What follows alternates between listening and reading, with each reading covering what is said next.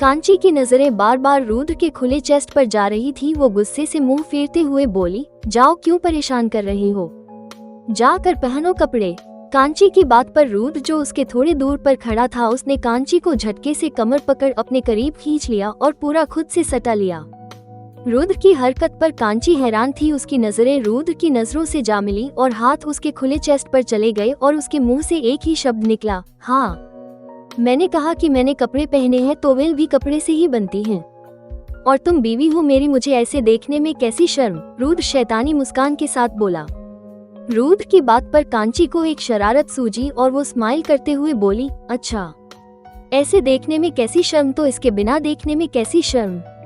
कांची की बात पर रुद्र ने हैरानी से उसे देखा तो कांची बोही उचकाते हुए बोली, हटा दूं ये भी या आप खुद निकालेंगे। कांची की बात पर रुद्र उससे दूर हो गया और कसकर अपनी टॉवेल को पकड़ लिया। कांची रुद्र को देख मंद मंद हंसने लगी और रुद्र की तरफ बढ़ते हुए बोली, लाइए मैं ही हटा देती हूँ, बीवी हूँ आपकी, बिना टॉवेल के देखने में कैसी शर्म। कांची की बात पर रुद्र सोफे पर चढ़ गया और टॉवेल पर पकड़ कस ली और बोला, ये क्या कर रही हो तुम। रुद्र की बात पर कांची मंद मंद हंसते हुए बोली, वही जो आपने कहा। मैंने क्या कहा, रुद्र बोला। यही कि आपको देखूं, कांची बोली। व्हाट, मैंने कब कहा, कांची बोली।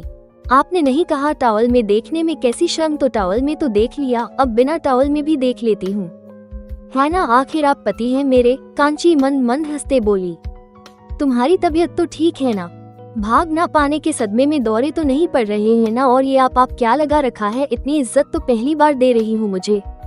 आज बिहेवियर कुछ अलग सा नहीं है तुम्हारा। सॉरी, आज नहीं, अभी। रुद्र हैरानी से बोला, या आई एम फाइन, मुझे क्या होगा, और मैं तो हक जता रही हूँ अपना, क्या मैं आपकी बीवी नहीं हूँ। कांची मंद मंद मुस्कुराते हुए मासूम सा फेस बनाते बोली। इतना कह जैसे ही कांची रुद्र के पास बढ़ी, रुद्र बेड पर चढ़ गया। कांची बेड पर आई तो रुद्र कूद गया, कांची कूदी तो रुद्र ने अपने कपड़े लिए और फुर्ती में वॉशरूम के अंदर घुस गया। रुद्र की हालत पर कांची खिलखिलाकर हंस पड़ी और वॉशरूम में दरवाजे से सटकर खड़ा रुद्र, जो अपनी टॉवेल पकड़ आह भर रहा था, वो खुद को रोक नहीं पाया और अपने आप कांची की हरकत पर उसे हंसी आ गई। पर अगले ही पल उसके चेहरे पर सख्त भाव ने कब्जा कर लिया और वो मन ही मन बोला, नहीं, मेरे हंसने की वजह तुम नहीं बन सकती। तुमने मुझे सिर्फ तकलीफ दी है, जिनका हिसाब मैं तुमसे लेकर ही रहूंगा, और मुझे कोई नहीं रोक सकता, कोई भी नहीं। बाहर कांची हंसते हंसते बेड पर लुढ़क गई और बोली, बड़ा आया, मुझे तंग करेगा। खुद के पसीने छूट गए। कहा था मैंने, कांची औरोरा से कोई नहीं बच पाया है। वो तो अच्छा है कि ये आदमी बेशर्म टाइप नहीं है, वरना कांची तेरा क्या होता।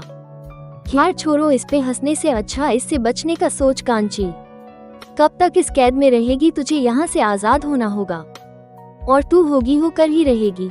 रुद्र वॉशरूम से अपने बिजनेस सूट में बाहर आया तो कांची को फिर शरारत सूझी। उसने रुद्र को देख एक आंख मार दी और अजीब तरह मुस्कुरा दी। कांची इससे पहले कुछ और करती, रुद्र वहां से निकल लिया और कांची की फिर हंसी छूट गई। वाह कांची वाह, क्या बात है, वैसे मानना पड़ेगा, तुझे इसकी एक कमजोरी तो पता चल ही गई। कम से कम ये इंसान बेशर्म तो नहीं है, काम आएगी इसकी है कमजोरी। कांची तंज भरी मुस्कान के साथ बोली। राठौर इंडस्ट्रीज। रुद्र अपने केबिन में पहुंचा तो देखा वहां अर्नव खड़ा था। वो रुद्र को देख मुस्कुरा दिया। तुम मेरे केबिन में क्या कर रहे हो, रुद्र अर्नव से बोला। वो मुझे तुमसे कुछ बात करनी थी, अर्नव बोला। तो बोलो क्या बात है, रुद्र बालकनी में जाते हुए बोला। मैं ये क्या सुन रहा हूँ रुद्र, अर्नव रुद्र के पीछे जाते हुए बोला। तुम्हें पता होगा तुम क्या सुन रहे हो, रुद्र बिना किसी एक्सप्रेशन के रेलिंग पर हाथ रख बोला। रुद्र की बात पर अर्नव ने अपना माथा पीट लिया और बोला, तुम हमेशा उल्टे जवाब क्यों देते हो रुद्र, तुम्हें जो बात करनी है वो करो, मैं चाहे उल्टे जवाब दूं या सीधे मेरी मर्जी। रुद्र बिना अर्नव की तरफ देखे बोला। छोड़ो, मैं ये कह रहा था कि तुमने शादी कर ली और मुझे बताया तक नहीं, बुलाना तो दूर की बात है, अर्नव नाराजगी जताते हुए बोला। अर्नव की बात पर रुद्र बोला, तुम्हें क्या मैंने किसी को नहीं बताया ना बुलाया। पर क्यों रुद्र, मैं तो तुम्हारा बचपन का दोस्त हूँ, तो तुमने मुझे बताना भी जरूरी नहीं समझा। अर्नव रुद्र के बगल में आकर रेलिंग पर हाथ रख रुद्र को देख बोला, जो जरूरी होता है वो मैं बता देता हूँ तुम्हें, ये बताना जरूरी नहीं था सो नहीं बताया। रुद्र अर्नव की तरफ देख बोला और फिर अपनी नजरें सामने कर ली। कैसे जरूरी नहीं था रुद्र, ये तुम्हारी शादी थी, मेरी भाभी लाए हो तुम और मुझे मेरी भाभी से मिलवाया तक नहीं।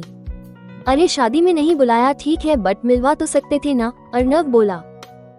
अर्नव की बात पर रुद्र ने उसका कॉलर पकड़ लिया और गुस्से से बोला, शट अप। वो ना तेरी भाभी है ना ही मेरी बीवी, बस कहने की बीवी है। और हाँ ये बात बाहर गई कि मेरी शादी हो गई है तो मुझसे बुरा कोई नहीं होगा। क्या फिर तुमने उससे शादी ही क्यों की और ये बात छुपानी क्यों है? अर्नव हैरानी से बोला, बस है कोई बात जिसके लिए मैंने उससे शादी की है, लेकिन मैं उसे अपनी बीवी नहीं मानता। मुझे इन शादी जैसे रिश्तों पर कोई यकीन नहीं है। सो बेहतर यही होगा कि तुम भी भाभी भाभी मत करना वरना अपनी जान से हाथ धो बैठोगे, रुद्र सख्त भाव से बोला। क्या भाग पाएगी कांची रुद्र से छूटकर? क्यों नफरत करता है रुद्र कांची से? जानने के लिए पढ़ते रहिए जुनून, नफरत से इश्क। आज का पार्ट कैसा लगा कमेंट में बताइएगा और अगर आपको मेरी ये स्टोरी पसंद आ रही है तो मुझे सपोर्ट करें और अगर आपने अब तक सब्सक्राइब नहीं किया तो कर लीजिए।